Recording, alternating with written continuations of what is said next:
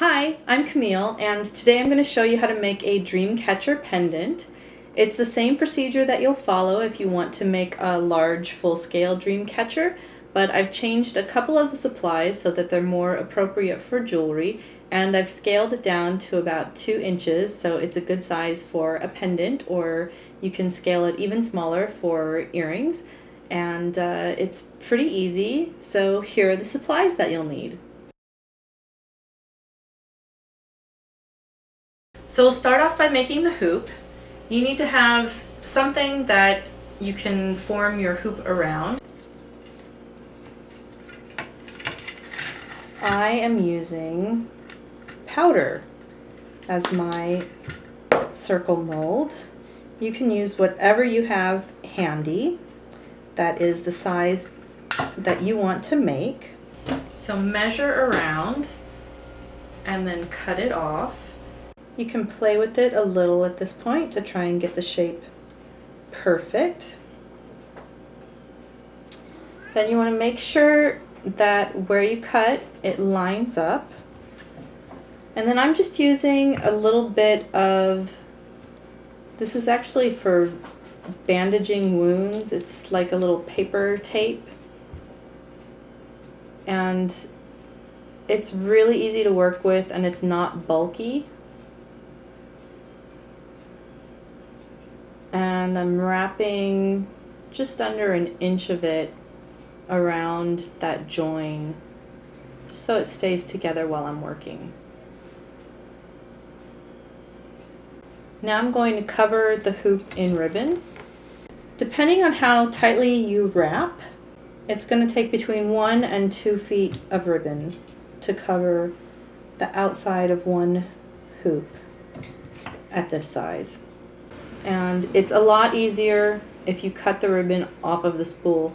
It's really hard to work with it on the spool, so you might be using less than 2 feet of ribbon, but it's easier in the long run to just have the scrap than to try and mess with the entire spool of ribbon at once. I start wrapping back at that same join that I just made because it allows me to keep track of where I did make that join. That is information I'm going to want later. And the reason I'm using silk ribbon is because it's very, very thin. So it doesn't add a lot of bulk to the hoop as I wrap it around. And even though I'm using square wire, I'm only using square wire because I had square wire in this heavy of a gauge. You can use round wire, that's fine. Once you have the ribbon wrapped around it, you can't tell that it's square wire anymore. It looks round. So just keep wrapping around. When you get back to where you started, wrap back over to just hide the first couple of wraps because they're not going to be the best looking. And then cut your ribbon. If you cut it at an angle, it'll taper better when you wrap it around and finish it off. It'll be less noticeable that way where you actually finished up your ribbon. And then just with the hot glue, go ahead and just put a little bit on the end of the ribbon and careful not to burn yourself. Wrap back around and seal it down. And there is the hoop we're going to use. Now I need to measure about 3 feet of wire. You can use 26 or 28 gauge wire. It's up to you. And then I'm wearing a glove. It's a regular suede glove where I have cut just the tips of the fingers off because if you don't wear some kind of protection on your fingers with the way we're going to be pulling on the wire, you can get some calluses or blisters. So I recommend if you're prone to that kind of thing that you protect your hand somehow because it's not fun. You don't want to get blisters making jewelry. We're going to start back where the two wires were joined.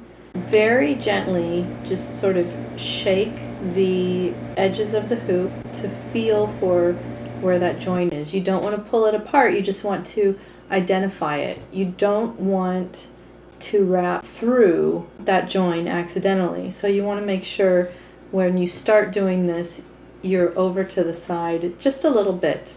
Then go ahead and wrap the wires together several times just so that it's about half an inch or so.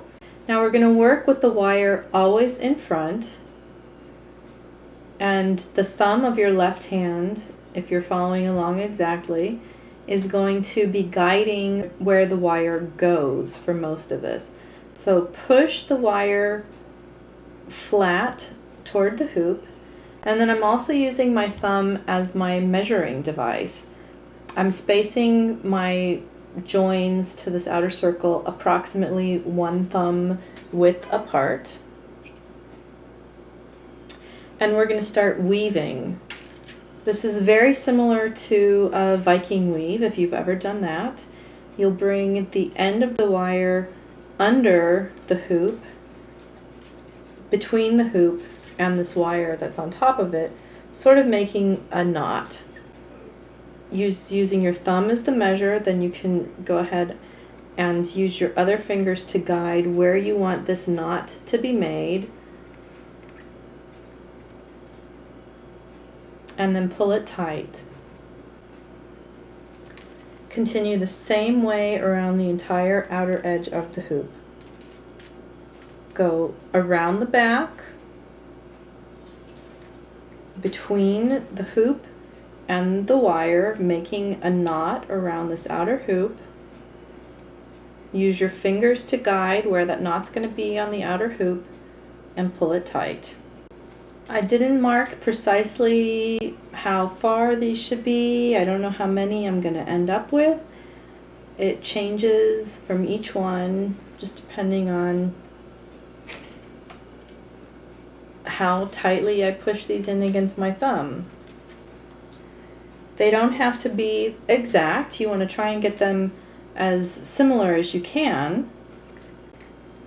And when you get down back toward the first one, this is only tricky the first time. When you get back to close to the first one that you did,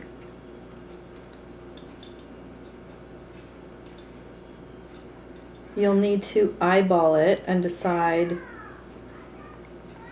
if you're going to add 2 more or 3 more in the space that remains, and then you'll have to sort of try your best to work it out to make it even to that 2 or 3 more that you need to get right back next to the first one that you did.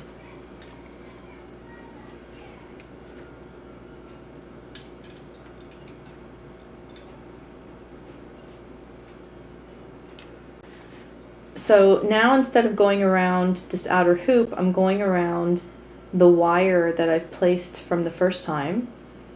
I go through the wire and then back up over the wire I'm weaving with, again sort of making a knot, and with my thumb I'm going to help guide the exact placement of the knot, and then holding on to the outer hoop with my fingers over where I'm putting the knot, I'm going to pull pretty tight on it.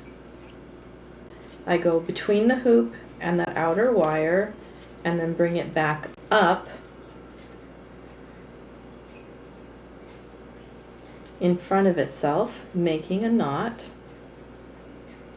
Use my thumb to guide where I want the knot placed on that wire, and then pull.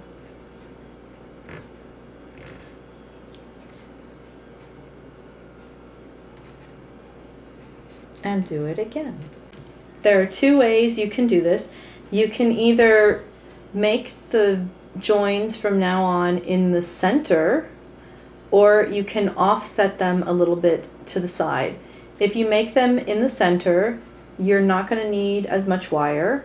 The closer you make them to the side, to your original knots, the more wire that you're going to need to make it all the way to the middle. And after this, it's going to be making a spiral. So you don't have to worry about how you join back up to the next one. You'll just keep going and going all the way into the center, making a spiral. Now I am going to add a few beads. I'm only going to add 3 beads. You can add as many beads as you want. I'm using 4mm round beads, but you can use whatever kind of beads you want. So before I make the knot, I'm going to string on 1 bead. I'm going to hold the bead in place with my thumb. I'm going to make my weave.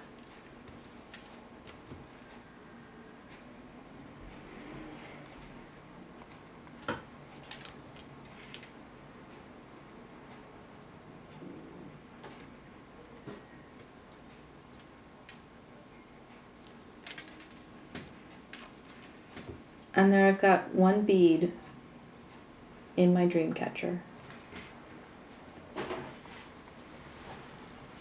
And just keep going, keep going, keep going.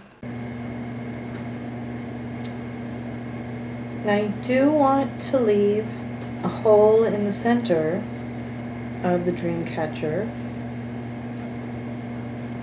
So when you think you're getting within 1 circle, 1 spiral of how far you want that circle to be, this is where I recommend adding your last bead.